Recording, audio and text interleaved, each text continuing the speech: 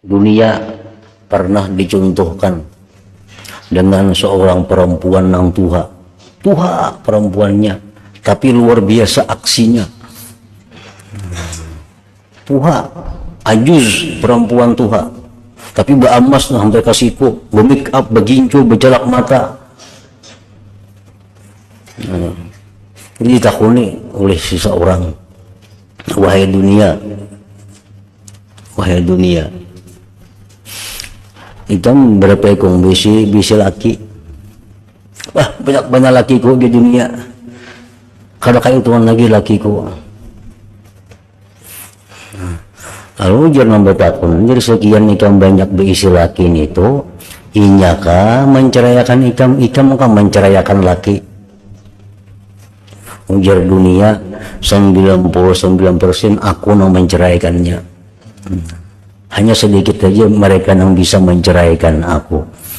Nah itu artinya ya tadi sedikit sekali manusia itu yang mau mundur daripada kehidupan dunia. Kita ada melihat orang lah yang umur 60 sudah masih sibuk dengan urusan dunia, banyak orang. Pada umur sudah 60 itu bau tanah sudah awak. Kalau baik lagi kayak Pak Haji Sugih bila umur 60-70 kan bungas lagi, tapi tetapnya sibuk mencari dunia.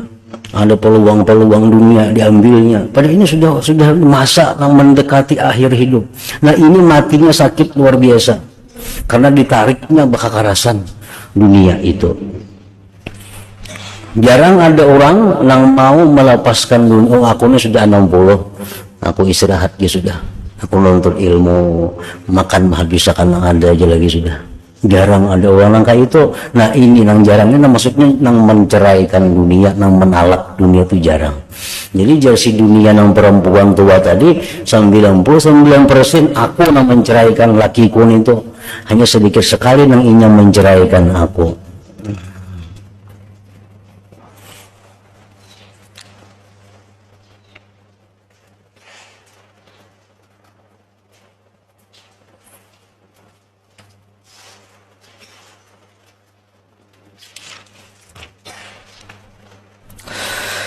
وهي التي لم تحل قط لذلكم إلا تغير طعمها وتمررت. Bila ia pernah memberikan sedikit kemanisan kepada penggemarnya, pasti selepas itu ia akan memerangkapnya dengan kepahitan.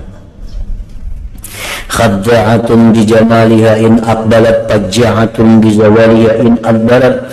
Itulah dunia yang sangat pandai menipu dengan keindahannya. Apabila ia datang dengan kegembiraan, maka pasti kegembiraan itu akan dibayar dengan kesusahan.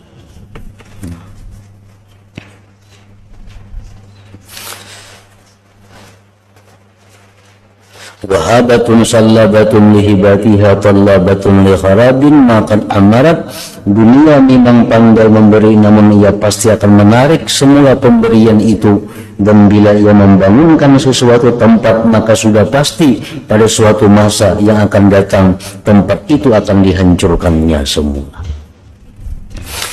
Wa idza banat amran li sahibi sarwatin nasabat majanikaha alaihi fajamarat. Apabila dunia membangunkan suatu perkara bagi seseorang, maka pada masa yang sama sebenarnya ia telah memasangkan satu perangkap yang akan menghancurkannya pada suatu masa yang akan datang. Dan berkata pula seorang penyair syair, wa may yahmadid dunya li'aishin yasurruhu fasawfa la'amri an qalilin yalumuha. Siapa yang memuji dunia karena ia telah mendapat sedikit kegembiraan, maka pasti ia akan mencelaknya pada suatu masa yang akan datang karena satu kesedihan. Idza adbarat kanat 'alal mar'i hasratan wa idza aqbalat kanat katsiran humumuha. Ketika dunia itu berpaling meninggalkan, maka ketika itulah ia akan bersedih dan menyesal. Dan apabila dunia itu datang, maka ia akan membawa keadaan sengsara dan duka cita. Nah, jadi apabila engkau telah mengetahui apa yang telah aku sebutkan tadi, maka sudah menjadi satu kepastian atas setiap insan ini agar ia menjalani jalan orang yang sempurna akalnya dan memandang dunia ini dengan pandangan yang penuh berhati-hati. Ambillah dunia selama dunia itu kadang mengganggu. Kadang mengganggu apa? Pertama, kadang mengganggu ibadah kita. Yang kedua, kadang mengganggu menuntut ilmu kita. Yang ketiga, kadang mengganggu silaturahmi kita. Yang ketiga, kadang mengganggu hubungan antar muslimin di antara kita. Nah, itu Tuhan kadang melarang kita mengambil dunia. Bahkan ada ayat sedikit yang maksudnya agar kita jangan melupakan dunia. Wala tansa nasibak minad dunia. Dunia kita ambil karena itu memang pemberian Allah, tapi catatan-catatannya banyak. Silahkan sekaya-kayanya, sesugih-sugihnya, karena sugih kadang-kadang ditolak. Kalau yang ditakdirkan Tuhan sugih, kayak apa hanya mesti sugih. Kalau menolak sugih kadang-kadang ditolak. Cuma catatannya dijaga. Silahkan punya harta banyak, cuma satu, nah ibadah lawan Tuhan jangan diganggu oleh harta itu. Yang kedua, menuntut ilmu jangan diganggu oleh harta itu. Yang ketiga, silaturahmi jangan diganggu. Ini banyak orang berkelahi badang sanak karena harta, nanti ganggu ngarannya. Gara-gara berebut warisan kada betaguran lagi, kamanakan dua marina. Gara-gara berebut warisan kada betaguran lagi badang sanak. Nah ini yang salah. Padahal Tuhan kada melarang harta itu, cuma caranya itu jangan sampai. Gara-gara bakungsi pecah, akhirnya lawan kawan kada bertaguran lagi. Nah, itu nang kada boleh. Dunia itu dikorbankan untuk itu.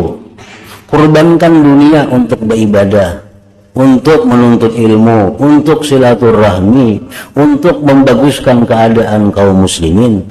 Jangan itu yang dikorbankan untuk dunia. Nah itu yang akan disesali karina. Banyak orang dahulunya berkongsi berdagang rapat, rukun. Nah gara-gara selisih hitungan, jadi kada bertaguran lagi. Jadi kada berawaan lagi. Nah ini yang celaka. Banyak nang kawan dulunya bagus, akrab karena urusan dunia. Jadi itu masalah. Nah. Ayo berisi harta, kan bapak sebanyak-banyaknya bisi harta. Ada kalau ditolak datang harta itu, cuma dijaga jangan sampai yang tadi. Nah, jadi menjalani jalan orang yang sempurna akalnya dan memandang dunia ini dengan pandangan yang penuh berhati-hati. Kita memohon akan Allah yang maha lembut dan maha kasih sayang supaya mengaruniakan kepada kita akan jalan yang lurus dan menunjukkan kepada kita jalan yang paling baik. Nah itu yang kita minta kepada Allah. Minta supaya hidup miskin, kada kawa juga minta miskin. Minta supaya kaya, kada kawa juga. Kalau sudah dikayakan oleh Tuhan, orang pasti jadi kaya. Nah kada kawa. Cuma tadi dijaga, sugih jangan sampai mengorbankan ibadah, mengorbankan menuntut ilmu, mengorbankan keluarga, mengorbankan hubungan antar muslimin dan muslimah. Itu yang dijaga, jangan sampai gara-gara harta itu jadi berantakan. Gara-gara urusan harta sembahyang kada kakaruan, sembahyang zuhur taka asar, asar taka maghrib, nah isya taka jam berapa. Nah itu yang kada boleh. Gara-gara urusan harta kada lagi menuntut ilmu karena kesibukan. Nah ini nang masuk perangkap dunia itu, masuk perangkap dunia itu.